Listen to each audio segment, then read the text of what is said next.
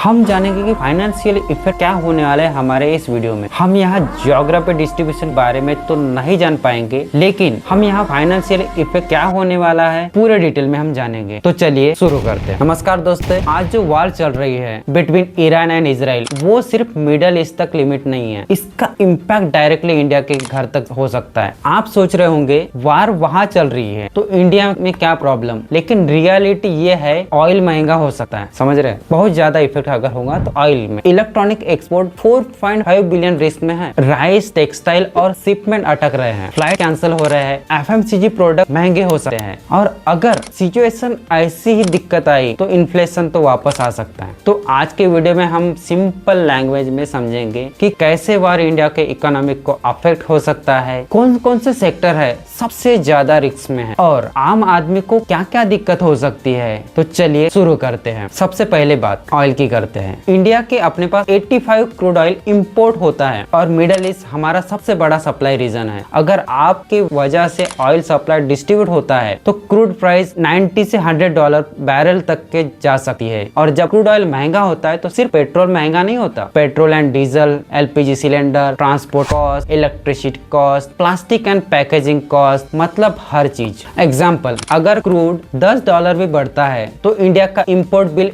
Billion के dollar से ऊपर जा सकता है। और फिर क्या होगा, गवर्नमेंट के पास दो ही ऑप्शन है, पेट्रोल महंगा करो या सब्सिडी दे, और फिस्कल डिफिक्ट बढ़ेगा। दोनों ही सिचुएशन में प्रेशर इंडिया के इकोनॉमिक पर आता है। अब बात करते हैं कंज्यूमर कंपनी की। कंपनी जैसे पार्ले प्रोडक्ट हो गई, Havells India, blue star, Maruti Suzuki, इन्होंने क्या वार्निंग दी है कि क्रूड शॉक का इम्पैक्ट उनके कॉस्ट पर बढ़ेगा, क्योंकि शैम्पू बोतल प्लास्टिक से बनती है, बिस्किट का रैपर पेट्रोलियम बेस्ड है, पेंट का जो रॉ मटेरियल है क्रूड से लिंक होता है, ट्रांसपोर्ट डीजल पे चलता है, और एफएमसीजी प्रोडक्ट में लगभग 25 कॉस्ट पेट्रोलियम पे रिलेटेड है। पेंट इंडस्ट्रीज में 45% तक के कॉस्ट क्रूड लिंक है। तो अगर क्रूड महंगा होता है तो कंपनी या तो प्राइस बढ़ाएंगे या फिर प्रॉफिट कम होगा, और इवेंचुअली बर्डन कंज्यूमर पे आ सकता है। समझ रहे हो अभी। अब सबसे शॉकिंग न्यूज, इंडिया का इलेक्ट्रॉनिक एक्सपोर्ट स्पेशली स्मार्टफोन जो होता है गल्फ कंट्रीज में आता है। गल्फ कंट्रीज में बहुत स्ट्रांग है, पर्टिकुलरली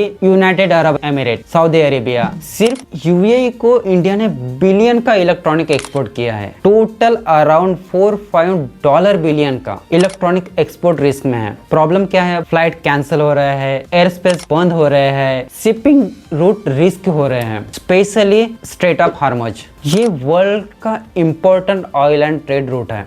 ये एक नैरो सी पैसेज है जो पर्शियन गल्फ को अरेबियन सी से कनेक्ट करता है। And guess what, almost 20% of world यहीं से ही ऑयल पास होता है। अगर यहाँ टेंशन या कॉन्फ्लिक्ट हो जाए तो पेट्रोल और डीजल के प्राइस पूरी दुनिया में शॉर्ट हो सकते हैं। That's why this is a small water route is one of the most powerful and sensitive location on the earth. छोटा सा area but huge global impact. अगर यहाँ डिस्ट्रीब्यूट होता है तो शिपिंग कॉस्ट बढ़ जाती है, इंश्योरेंस प्रीमियम बढ़ जाते हैं, डिलीवरी लेट हो जाते हैं, और इलेक्ट्रॉनिक इंडस्ट्री टाइम सेंसिटिव होती है। डिले का मतलब होता है penalty, order cancel, loss of buyer trust. अब बात करते हैं अपैरेल्स की। अब टेक्सटाइल और अपैरेल सेक्टर में इंडिया का अपैरेल एक्सपोर्ट ने गवर्नमेंट से रिक्वेस्ट की है कि एयरपोर्ट डेमोरेज फीस वेव करो। डेमोरेज का मतलब क्या होता है, जब आपका जो कार्गो है एयरपोर्ट पे फ्री टाइम के बाद पड़ा रहता है उस पे एक्स्ट्रा स्टोरेज चार्जेस लगते हैं। अब फ्लाइट कैंसिल हो रहे हैं, रूट चेंज हो रहे हैं, तो एक्सपोर्टर का माल पूरा एयरपोर्ट पे भरा रहता है। उनकी गलती तो नहीं है, फिर भी उन्होंने एक्स्ट्रा चार्जेस देना पड़ रहा है। इसीलिए industrial body apparel export promotion council AEPC